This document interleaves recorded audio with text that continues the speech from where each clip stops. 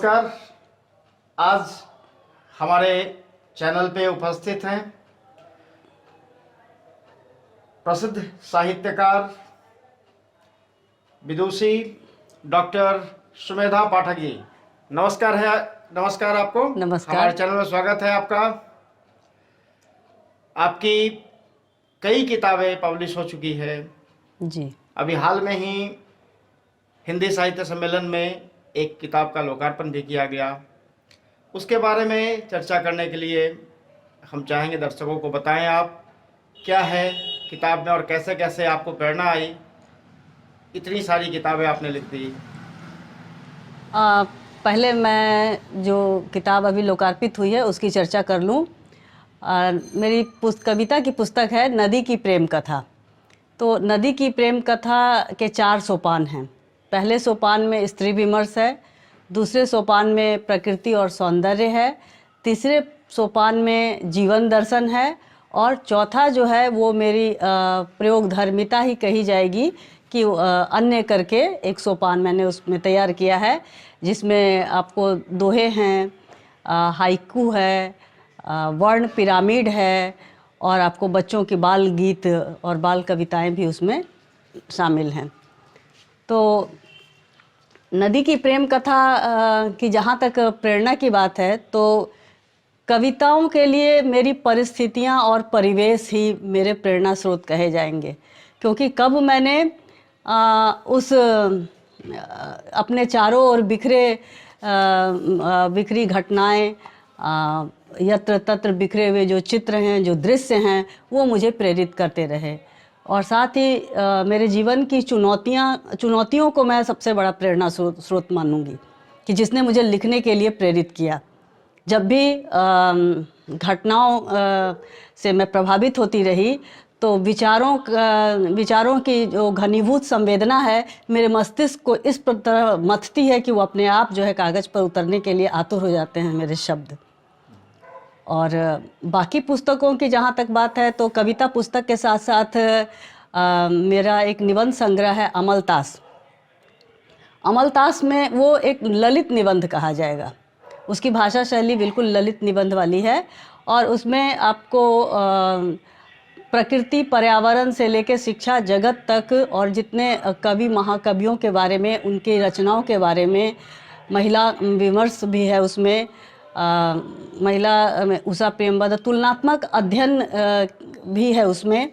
तो वो निबंध जो है सो वो आपको जो स्नातक और स्नातकोत्तर स्तर के विद्यार्थी हैं उनके लिए वो लाभप्रद है।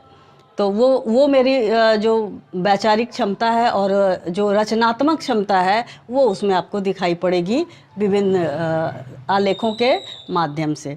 इसके अलावा एक जो पहला मेरा कविता संग्रह था वो खामोशी मेरा पहला कविता संग्रह था।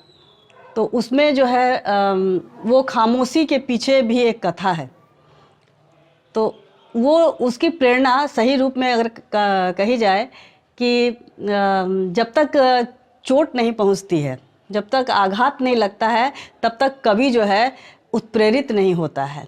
तो उसकी उत्प्रेरणा मैं बताना चाहूँगी, एक छोटी सी घटना का उल्लेख करना चाहूँगी कि कुछ महिलाओं सूर्यास्त के समय जो है छठ के घाट पर कुछ महिलाओं के समूह में मैं थी और एक महिला जो कि प्राध्यापिका हुआ करती थी, तो उन्होंने कहा कि कितना सुंदर दृश्य है, कोई कवि होता तो बहुत अच्छी कविता करता। ना जाने कैसे अनायास ही मेरे मुंह से निकल गया कि मैं भी बहुत अच्छी कविताएं करती हूँ। तो उस समय जो है सो मैं हास्य की पात्र बन गई कि लोगों ने कहा कि अभी सभी लोग अपने को कवि ही समझने लगे हैं। ये बात मेरे मन में चुभ गई और ये चुभन जो है वो खामोशी के रूप में आई सामने। उसके पहली कविता मेरी कादम्बिनी में आई थी और कादम्बिनी में कविता प्रकाशित होना अपने आप में बहुत गौरव का विषय माना जाता था उस समय। तो मैंने अपने आप को प्रमाणित करने के लिए कि मैं कवयित्री हूँ, वो खामोशी में मुखरित हुई कवयित्री के रूप में मैं। एक और मेरी पुस्तक है साहित्यकारों के जीवन पर आधारित उपन्यासों का अध्ययन। यह वास्तव में मेरी जो शोध पुस्तक है, शोध पुस्तक के रूप में इसको मैंने सामने रखा है। ये मेरा शोध पत्र हुआ करता था। इसके अलावे मैं चूँकि बीएड कॉलेज में प्राध्यापिका हूँ, तो शिक्षा से संबंधित मेरी 2 पुस्तकें हैं जो कि बीएड कोर्स में चलती हैं। एक है आपको अग्रवाल पब्लिकेशन से निकली हुई पुस्तक है स्त्री शिक्षा, और चूँकि उस समय स्त्री शिक्षा पर जो विषय वस्तु उसमें दी गई थी, पढ़ाने के लिए जो पाठ्यचर्या थी, तो उसमें बहुत अच्छी पुस्तकें उपलब्ध नहीं थी। तो मेरे विद्यार्थी मेरे प्रेरणा स्रोत बने। उन्होंने कहा कि जब आप इतना मेहनत करती हैं, इतनी सामग्री का चयन करती हैं, तो हम लोगों के लिए ना सही अगली पीढ़ी के लिए तो पुस्तक लिख दीजिए। तो वो पुस्तक मैंने स्त्री शिक्षा के रूप में सामने रखी।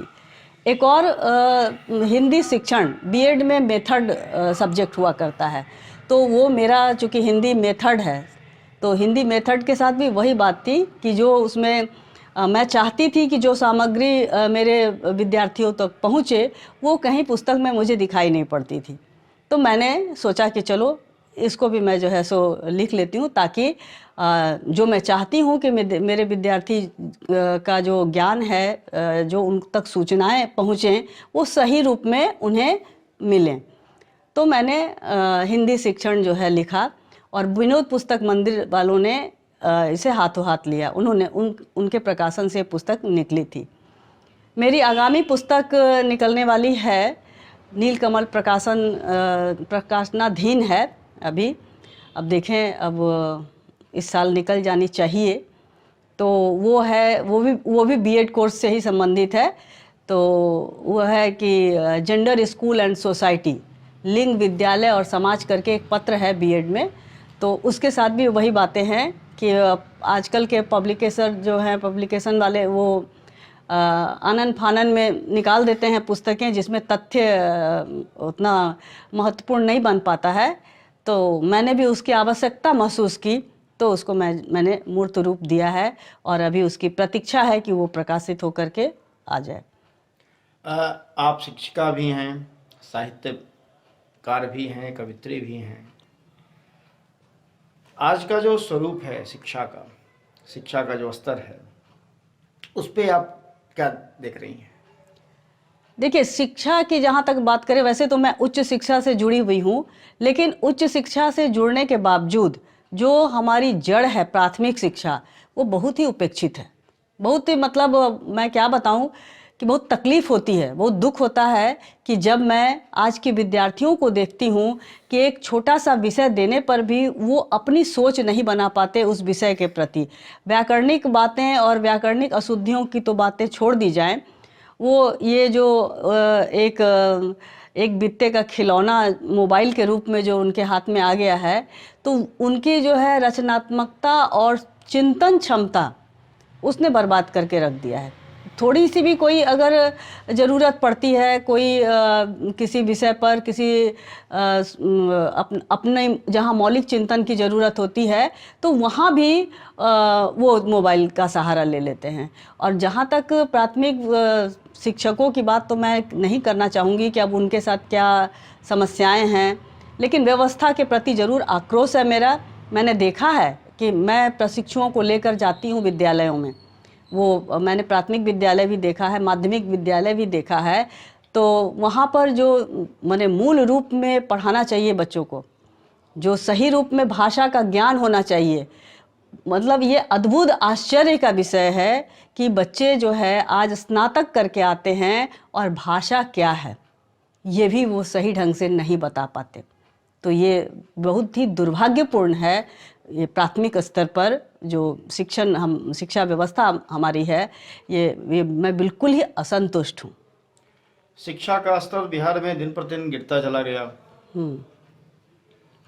सभी विद्यालय में जो खासकर अभी जो परिपाटी चली है नियोजित शिक्षकों की, यहाँ सिपाही की भर्ती होती है मेरिट के आधार पे, उनका साक्षात्कार होता है और शिक्षकों की बहाली हो रही है अंक पत्र देखकर। तो ये दुर्भाग्यपूर्ण स्थिति तो रहेगी ही। बिल्कुल, क्योंकि जब क्वालिटी ऑफ एजुकेशन शिक्षक में ही नहीं होगा तो छात्रों को क्या ट्रांसफ़र करेंगे।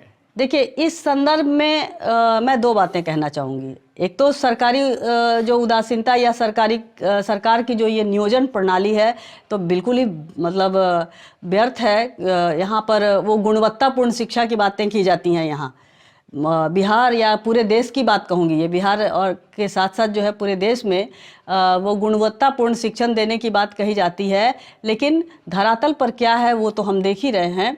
तो दो बात, एक तो जो सरकार की लाचारी कहिए या उनकी जो नीतियां कहिए वो दोषपूर्ण हैं, वो एक बात। दूसरी बात मैं शिक्षकों के लिए भी कहना चाहूँगी, क्योंकि जब वो फॉर्म भरते हैं तो उसमें साफ साफ लिखा रहता है कि वो नियोजन के लिए हैं, नियोजन उनका हो रहा है, उनको कॉन्ट्रैक्ट बेसिस पर रखा जाएगा। तो उस समय वो जो है सो उनको पता होता है कि उनको स्केल नहीं मिलेगा, उनकी सैलरी कितनी है, उनको परिवेश क्या मिलेगा, लेकिन वो आराम से उसको जो है सो वहाँ अप्लाई कर लेते हैं और एन केन प्रकारेण जो कहिए वो चले जाते हैं। और इसमें मैं ये नहीं कहूँगी कि सिर्फ वैसे ही लोग जाते हैं कि जिनका शिक्षा का स्तर बहुत अच्छा नहीं है या जिनका सिर्फ अंक जो है वो किसी प्रकार अर्जित किया हुआ है। कई ऐसे लोग हैं आज के समय में जो प्राइवेट स्कूल से पढ़े लिखे अच्छे लोग हैं, मैं देख रही हूँ अपने आसपास। आपको मैं क्या बताऊँ, ये दुर्भाग्यपूर्ण स्थिति है कि जो नेट क्वालिफाई हैं, जिन्होंने एमएड किया है, वो लोग भी प्राथमिक शिक्षक बनने के लिए, नियोजन वाले शिक्षक बनने के लिए आतुर हैं और जा रहे हैं, नियुक्ति पत्र ले रहे हैं।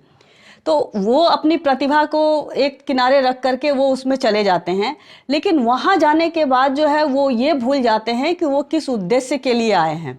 उनका एकमात्र उद्देश्य यह रह जाता है कि जो है सो हमको किस तरह से जो है सो परमानेंट होना है, कैसे जो है हल्ला गुल्ला हम मचाएं, और या फिर उन विद्यार्थियों के प्रति उनकी जिम्मेदारी नहीं बन पाती, वो जिम्मेदारी नहीं समझते हैं।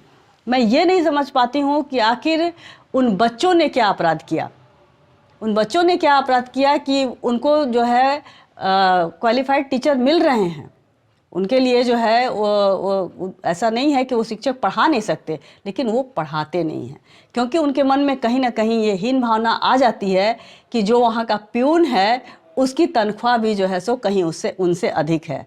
ये स्थिति मैंने देखा है तमाम विद्यालय में, बहुत सारे विद्यालय में मैं गई हूँ, मैं नाम लेना नहीं चाहूँगी, जो अच्छे जो यहाँ के प्रतिष्ठित सरकारी विद्यालय हैं, मैं वहाँ गई हूँ, वहाँ मेरे प्रशिक्षु वहाँ पढ़ाते हैं। और विश्वास कीजिएगा कि जो ट्रेनीज हैं, जो अभी ट्रेनिंग जिन्होंने पूरी नहीं की है, अभी प्रशिक्षण के प्रक्रिया में हैं, जब वो वहाँ जाते हैं तो वहाँ की प्राचार्या बोलती हैं कि जब आपके बच्चे आते हैं तो यहाँ स्कूल के बच्चे भी जो है आने लगते हैं, यहाँ की उपस्थिति बढ़ जाती है। जितने बच्चे नहीं आते थे स्कूल, वो भी स्कूल आने लगते हैं। तो इसका मतलब है कि पढ़ाई चाहते हैं बच्चे, और ये पढ़ाते हैं और वहाँ के शिक्षक नहीं पढ़ाते हैं। तो ये प्रक्रिया दोषपूर्ण तो है सरकार की तरफ से, और उन शिक्षकों के लिए भी मैं उनसे भी चाहूँगी, आग्रह करना चाहूँगी, अपील करना चाहूँगी कि विद्यार्थियों के प्रति, बच्चों के प्रति वो नाइंसाफ़ी ना करें। नहीं, उसके लिए अगर किसी भी सरकारी विद्यालय में ये निश्चित कर दिया जाए कि जितने भी सरकारी कर्मचारी हैं उनके बच्चे सिर्फ सरकारी विद्यालय में पढ़ेंगे, तो अपने आप ये स्थितियाँ सुधर जाएंगी। बिल्कुल। अगर डीएम का बच्चा किसी सरकारी विद्यालय में पढ़ता है और वहाँ पढ़ाई नहीं होगी तो डीएम जरूर एक्शन लेगा। बिल्कुल। लेकिन यहाँ तो ऐसे नियम नहीं है। लोगों को नौकरी सरकारी चाहिए, सरकारी सुविधाएं चाहिए, परंतु बच्चे प्राइवेट में पढ़ेंगे। बिल्कुल। तो ये तो दोषपूर्ण नीतियाँ सरकार की है। बिल्कुल है, सरकार की नीति। आखिर केंद्रीय विद्यालय में तो पढ़ रहे हैं ना बच्चे जी। केंद्रीय विद्यालय है तो केंद्रीय विद्यालय भी तो सरकारी है, लेकिन केंद्रीय विद्यालय में तो ऑफिसर्स के बच्चे पढ़ते हैं। आर्मी स्कूल है, आर्मी स्कूल में भी ऑफिसर्स के बच्चे पढ़ते हैं। तो क्यों पढ़ते हैं वहाँ पर? क्योंकि उनके बच्चे पढ़ते हैं, इसीलिए वहाँ व्यवस्था सही है। नहीं, दूसरी क्या कहते हैं, दिल्ली की स्थितियाँ देख लीजिए। दिल्ली में इस सरकार के पहले की स्थिति स्कूलों की क्या थी, आज तो दिल्ली में कम से कम विद्यालयों की जो स्थिति है वो प्राइवेट से बेहतर है। बिल्कुल। हाँ, तो ये तो सरकारी उदासीनता है ना, बिल्कुल सरकारी उदासीनता है। सरकार को ऐसा नियम लाना चाहिए, लेकिन सरकार का कहीं ना कहीं मुझे लगता है कि पता नहीं कुछ ना कुछ तो फायदा उनका होगा। प्राइवेट संस्थान को इतना ज़्यादा बढ़ावा दे रहे हैं। और उससे भी हास्यास्पद मुझे एक और बात लगती है, ये जो अभी नई नीति आई उसमें कि 25% जो सीटें हैं प्राइवेट स्कूल की, वो जो है गरीब बच्चों के लिए आरक्षित होने की बात कही गई कि वो 25% जो है वो उसमें जो गरीब बच्चे हैं, असमर्थ हैं, वो वहाँ पर जो है सो पढ़ेंगे। अब आप सोचिए कि प्राइवेट विद्यालय में अगर सामान्य से भी नीचे रेखा के बच्चे अगर पढ़ते हैं और उस माहौल में वो रहते हैं जो माहौल उनको अपने घर में नहीं मिलता। प्राइवेट स्कूल में, महंगे स्कूलों के बच्चे जो है उनका स्टैंडर्ड कहिए, उनका वो बैग लाते हैं, वो जो लंच लाते हैं, उनके पास हर दिन कुछ ना कुछ नया होता है दिखाने के लिए। और वो बच्चे जो हैं जो गरीब परिवार से जाएंगे, जो पिछड़े परिवार से जाएंगे, तो उन बच्चों की का वो मानसिक विकास क्या होगा वहाँ, कैसे सामंजस्य स्थापित करेंगे वो बच्चे उनके साथ में, इन्फिनिटी कॉम्प्लेक्स आ जाएगा। बिल्कुल। जो बच्चे मुझे तो आश्चर्य लगता है कि आज के समय में तीसरी चौथी कक्षा में पढ़ने वाले बच्चे, आप मिलेंगे उनसे तो वो बात करेंगे बड़ी बड़ी गाड़ियों की, विदेश यात्राओं की। मैं एक वाकया सुनाती हूँ कि एक तीसरी कक्षा का बच्चा जो है वो मेरे साथ एक बस में जा रहा था। मैं एक स्कूल में, प्राइवेट स्कूल में उस समय मैं पढ़ाती थी। तो उसने शायद मेरी वेशभूषा देख करके, मेरी बातचीत सुन करके उसे ऐसा एहसास हुआ कि मैडम विदेश नहीं गई होंगी। शायद उसने मेरी परीक्षा लेनी सोची होगी। तो उसने मुझसे पूछा कि मैम आप सिंगापुर गई हैं? मैं अबाक रह गई, कितना छोटा बच्चा सवाल कर रहा है कि आप सिंगापुर गई हैं। मैंने यूँ ही कह दिया हाँ गई हूँ। तो कुछ देर वो चुप रहा, उसके बाद मुझे देखता रहा। तुरंत उसने प्रश्न दागा कि मैम आप तो वेजिटेरियन हैं, तो फिर सिंगापुर में क्या खाती होंगी? अब देखिए उस बच्चे ने मेरी परीक्षा किस तरह से ली। तो मैंने भी वैसा ही जवाब दिया कि ब्रेड बटर मिलता है ना वहाँ, तो मैं ब्रेड बटर खा लेती थी। तो ये वाकया बताता है कि उन बच्चों की मानसिकता क्या है, और उस मानसिकता वाले माहौल में अगर इस तरह सामान्य बच्चे पढ़ेंगे तो वो बच्चे निश्चित रूप से अपराधी बनेंगे ना। वो उनके स्टैंडर्ड तक पहुंचने के लिए, उनके समकक्ष आने के लिए वो तो जो है सो कुछ इधर उधर करेंगे, घर से चोरी करेंगे, लाएंगे सामान। उनको भी चाहिए होगा वो सुंदर सा इंस्ट्रूमेंट बॉक्स और वो बैग और वाटर बोतल वगैरह वगैरह जो आजकल के बच्चों के पास मिलता है। तो ये सब जो विसंगतियां हैं, विडंबना है एक तरह की, कह लीजिए कि ये सरकार की नीति मैं समझ नहीं पाती हूँ। कि मुझे तो ऐसा लगता है कि वास्तव में सरकार चाहती नहीं कि बच्चे शिक्षित हों। उसके पीछे का रीज़न कहीं ऐसा तो नहीं कि यदि बच्चे शिक्षित होंगे तो वोटिंग सोच समझ कर करेंगे, और अशिक्षित होंगे हाँ तो मास वोट होगा, और जो जिसकी योग्यता नहीं है वो नेता बनेगा और मंत्री बनेगा। बिल्कुल। अब चूंकि शिक्षित हो जाएंगे तो जागरूक होंगे। शिक्षा जो है वो जागरूकता लाती है। वो जागरूक होंगे तो आपकी नीतियों को समझेंगे, वो सही गलत में फ़र्क कर पाएंगे। तो अगर सही गलत में फ़र्क कर पाएंगे तो फिर वो इतनी तो उनकी समझ बनेगी ना कि हमारे लिए जो योजनाएं ला रही हैं या जो हमारे लिए जो बातें कही जा रही हैं उन बातों के पीछे सच्चाई क्या है। वो वास्तव में हमारा उत्थान चाहते हैं या अपना वोट बैंक सुरक्षित करना चाहते हैं। बिल्कुल। तो यदि शिक्षित बच्चे होंगे, राष्ट्र शिक्षित होगा, तो जातियों में, धर्म में बांटकर लोगों का वोट बैंक इस्तेमाल नहीं किया जा सकता है। बिल्कुल, एकदम सही कहा आपने कि ये जो हमारे यहाँ जो एक तो शिक्षा नीतियाँ बनती हैं, कितनी शिक्षा नीतियाँ बन गई, हम लोग रात दिन उन नीतियों को खाली कागज़ों पर पढ़ते रहते हैं। और कभी कभी बहुत आक्रोश भी होता है कि इनको हम हस्तांतरित करते हैं अगली पीढ़ी को, और जब वो अगली पीढ़ी कोई प्रश्न दाग देती है तो उस समय हमारे पास कोई जवाब नहीं होता बताने के लिए कि आखिर इसके मायने क्या है, ये होता क्यों नहीं है, इसको अमल क्यों नहीं किया जाता। तो और एक और जो सरकार की जो योजना है मिड डे मील को लेकर के, ये भी मिड डे मील भी क्या बताया जाए, उनके लिए मील का पत्थर हो सकता है। उनके लिए मील का पत्थर हो सकता है, लेकिन बच्चों का जो है सो के लिए वो मुझे बहुत लाभदायक नहीं लगता, क्योंकि स्कूलों में जो है बच्चे सिर्फ खाने के लिए आते हैं। उनका उद्देश्य होता है कि वहाँ जाएंगे तो भोजन मिलेगा, और खाना खाते हैं और उसके बाद धीरे धीरे वो जो है वो अपने अपने जगह पर निकल लेते हैं वो। तो और इसमें भी दुर्भाग्यपूर्ण है कि जो मतलब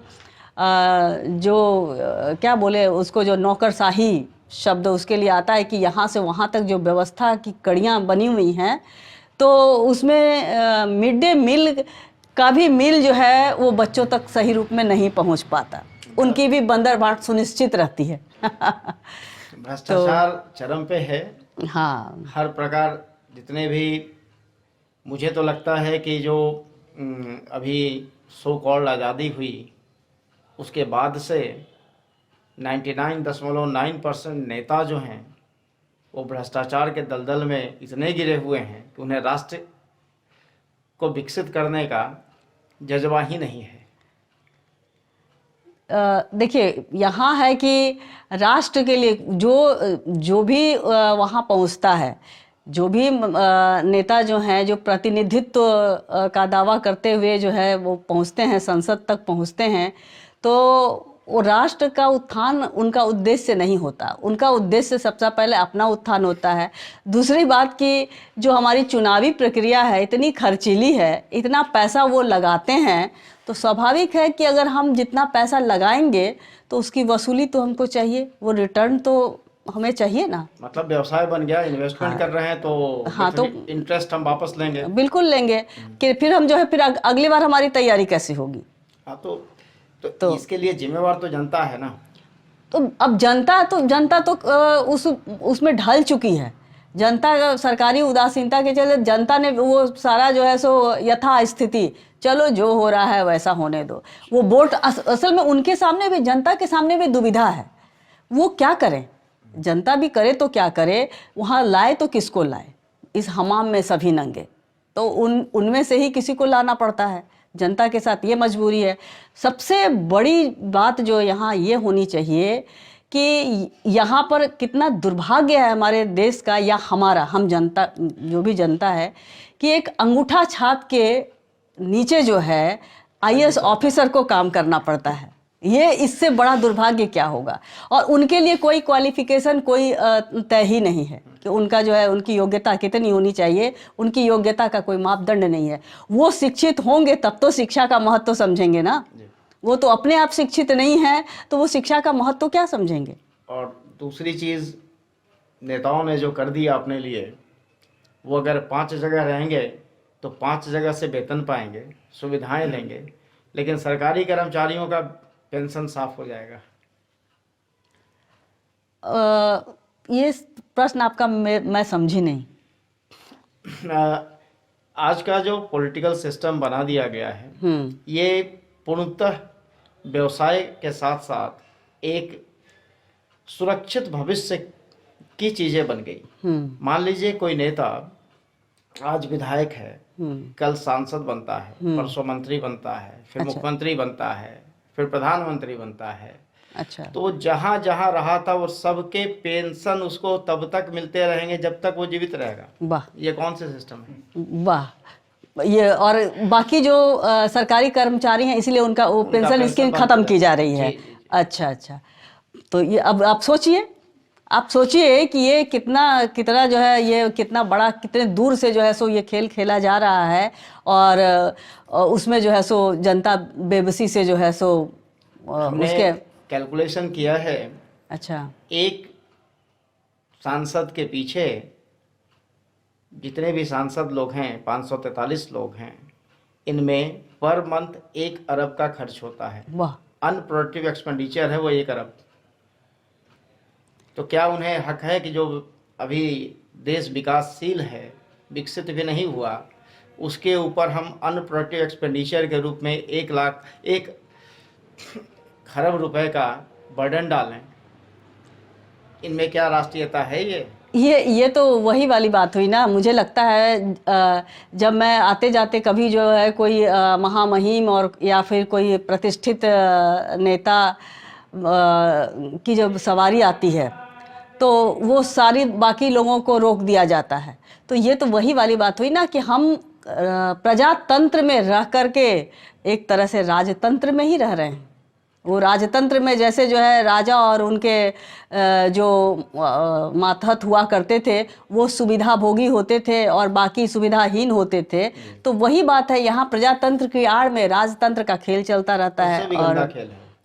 राजा से मिलने के लिए जनता मिल सकती थी, लेकिन आज के राजा से मिलने के लिए जनता को अधिकार नहीं है। हाँ, पहले तो न्याय का घंटा होता था। सही बात आपने कही। वो पहले न्याय का घंटा होता था कि वो घंटा जो है, जो न्यायप्रिय राजा होते थे उनके यहाँ वो घंटा लगा होता था कि जो उसको बजाता था उसको न्याय मिलता था। तो हमारे यहाँ जो भारत की जो माने प्राचीन परंपरा, न्यायिक परंपरा जो रही है वो बहुत सुदृढ़ हुआ करती थी। और उसका ये रूप, अब तो क्या बोला जाए, शब्द है अब बोलने में भी जो है आपत्ति होती है कि उसका घिनौना रूप देखने को मिलता है कि यहाँ पर एक न्याय के लिए एक छोटी सी जो कोई घटना अगर होती है, वो न्यायिक प्रक्रिया इतनी उलझी हुई है कि व्यक्ति उसमें जो है ऊपर चला जाता है और उसको न्याय नहीं मिलता। और इसी क्रम में जो बड़े बड़े घोटाले होते हैं आपके सामने हैं, अब मैं नाम नहीं लूँगी, आपके सामने बहुत सारे ऐसे अभी आंखों के आगे वो नाम आ रहे होंगे जिनकी चर्चा मैं करना चाह रही हूँ कि जो केस पर केस चलता रहता है और आराम से जो है सो वो जेल में भी जो है 5 स्टार सुविधा के साथ जो है वो रहते हैं और उसके बाद फिर जो है सो अंतिम यात्रा उनकी जो है धूमधाम से निकल जाती है और वो घोटाला ज्यों का त्यों रह जाता है। और वहीं अगर कोई आम आदमी अगर इस तरह का कोई काम करता है तो ना मालूम पूरा घर उसका बर्बाद हो जाता है। वो तो बर्बाद होता ही है, उसका घर और उसकी कई पीढ़ियाँ उससे प्रभावित होती हैं। नहीं, वर्तमान समय में जो जितना बड़ा घोटालेबाज होगा उतना ही बड़ा नेता कहलाता है। सही बात है कि ये अब एक नई परिपाटी चल गई है कि अब जो है सो भाई मुझे प्रतिष्ठित होना है तो घोटाला करना है। वो घोटालेबाजों में नाम आएगा तो उतनी अधिक प्रतिष्ठा मिलेगी, अखबारों में मीडिया वाले उतना अधिक उसको छापेंगे, आप भी उसको जो है सो सामने लाएंगे, उसका नाम बार बार आपकी मीडिया पर आएगा।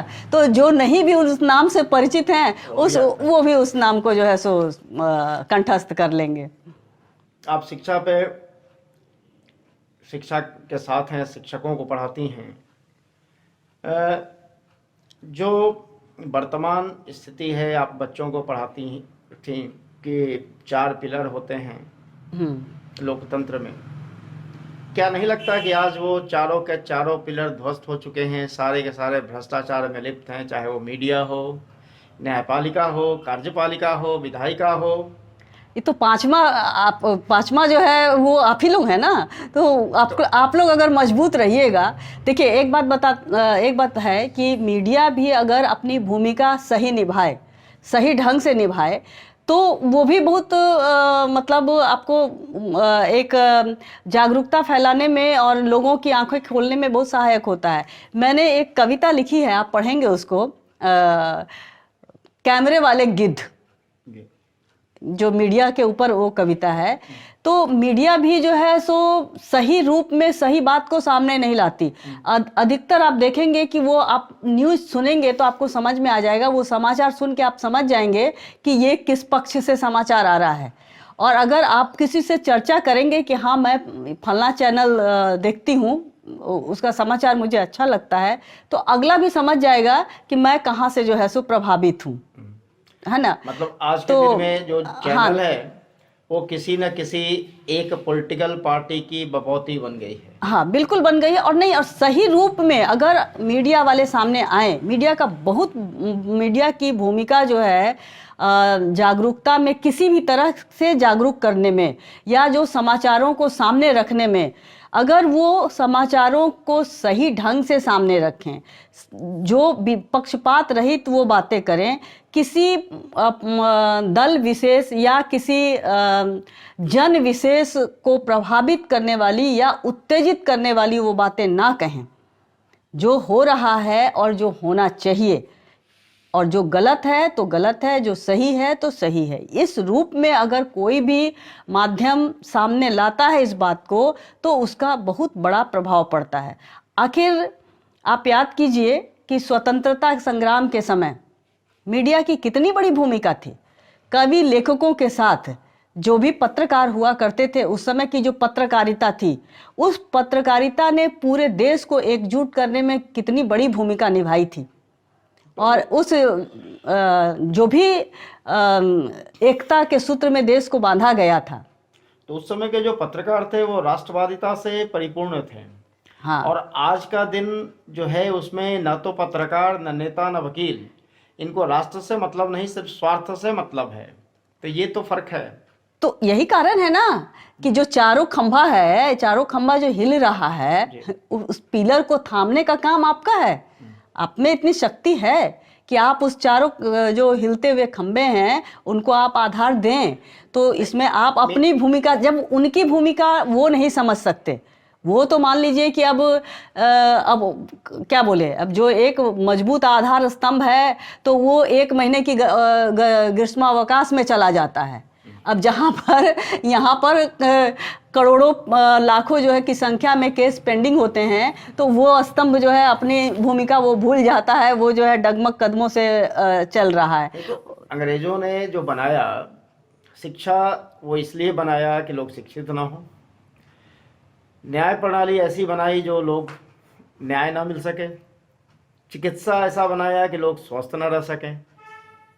उसने तो गुलामों के लिए बनाई थी ना वो सारी चीज़ें। तो भारत के जिन्हें आप कहते हैं कि स्वतंत्रता दिलवाने में अहम रोल रहा है, उन लोगों ने उसी गुलाम की नीतियों को फिर से वापस इम्प्लीमेंट करवाया। आज भी हम लोग कोर्ट में जब बात करते हैं तो आईपीसी और सीआरपीसी की बात करते हैं जो अंग्रेजों ने बनाई थी। तो हम कहाँ स्वतंत्र हैं? हम स्वतंत्र, देखिए मैकाले ने जो शिक्षा नीति बनाई थी उसने मानसिक रूप से गुलाम बना दिया था। आज भी लोग गुलाम हैं। बिल्कुल, उसने मानसिक रूप से इस तरह से गुलाम बनाया। उसकी जो शिक्षा व्यवस्था की, तो उनका तो उद्देश्य था ऑफिसर तैयार करना, उनका उद्देश्य ही नहीं था। उनका उद्देश्य था क्लर्कों की फौज तैयार करना, क्योंकि उच्च पदों पर तो वो स्वयं आसीन थे। और वो जो गुलामी मानसिकता शिक्षा के तहत जो है बोई गई जनमानस में शिक्षा के नाम पर, उसकी फसल हम आज तक काट रहे हैं जी। और यहाँ तो गलत है। जब हमको आज़ादी मिली, अब हम अंग्रेजों को दोष देने का कोई मतलब नहीं बनता कि जब हम आज़ाद हुए तो हमारी नीति भी आज़ाद होनी चाहिए। लेकिन हमारा दुर्भाग्य है कि आज़ाद देश के पहले प्रधानमंत्री ने अपना पहला भाषण जो दिया था वो अंग्रेजी में दिया था। अब आप आज तक तो भारत की भाषा, हाँ, एक भाषा भारत की नहीं बन सकी है। क्या हिंदी राष्ट्रभाषा बन पाई? हिंदी राष्ट्रभाषा नहीं बन पाई। हमने कहा ना कि जो आज़ाद देश का प्रधानमंत्री ही जब नहीं चाहता है कि हम जो हैं आज़ाद रहें, हमारी जनता जो है वो दिमाग से आज़ाद हो, वही नहीं चाहा, तो फिर जब बाकी जनता कहाँ से चाह पाएगी? तब तो ये तो जो क्षेत्रवाद है, ये क्षेत्रों में बटा हुआ है, सभी अपनी अपनी भाषा का राग अलाप रहे हैं। तो अभी राष्ट्रभाषा की तो बात अभी छोड़ दीजिए, बड़े आराम से उन्होंने जो है सो राजभाषा में घुसा दिया हिंदी भाषा को, राजभाषा के नाम पर। और वो राजभाषा कितने जगह की राजभाषा है वो तो आप समझ रहे हैं। दूसरी बात, सबसे अहम बात आज के समय में हम आज़ाद अपने को कैसे माने कि जब हमारे आज भी कोर्ट में जो न्याय की भाषा है अंग्रेजों की, वो अंग्रेजी है, वो हिंदी नहीं है। जो जनता हिंदी भाषी है, कहा जाता है कि भारत की आत्मा गाँवों में बसती है। हमारे 80% जो है सो वो कृषि जगत से जुड़े हुए लोग हैं। 80% जनता हमारी जो है वो गाँवों से जुड़ी हुई है। अब वो गाँव से जुड़ी हुई भाषा जनता, अब उनकी न्याय प्रक्रिया अंग्रेजी में वो न्याय कर रहे हैं, वो तो उनका अनुवाद ही समझेगी ना। अब अनुवाद उनका जिस तरह से आप करके उनके सामने परोस दीजिए, ठीक है ना। तो सही बात है कि मुझे तो ऐसा लगता है।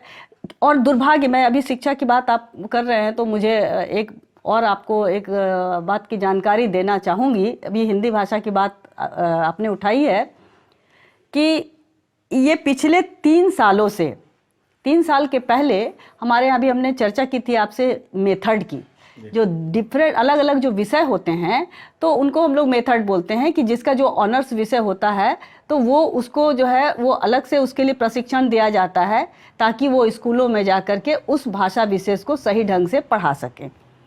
तो विभिन्न मेथड जो है, विभिन्न विधियों, शिक्षण विधियों इनको बोलते हैं।